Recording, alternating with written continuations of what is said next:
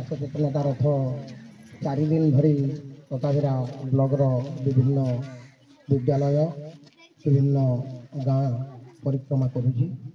आज यही परिक्रमार चतुर्थ दिवस तथा अंतिम दिवस। आज विभिन्न क्लस्टर परिदर्शन करी शेष में पहाड़ श्रेणीरा क्लस्टर केंद्र विद्यालय सरकारी नोडाल उच्च प्राथमिक विद्यालय पहाड़ श्रेणीरा ठारे आमर यही रथ आसी उपस्थित।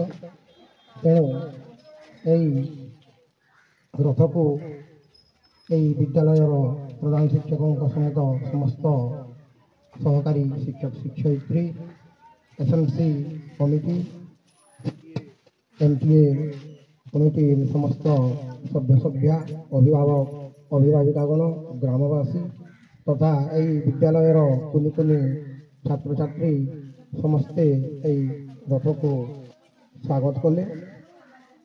आम गोष्ठी शिक्षा परिवार तरफ आपण मानक समस्त को अभिनंदन।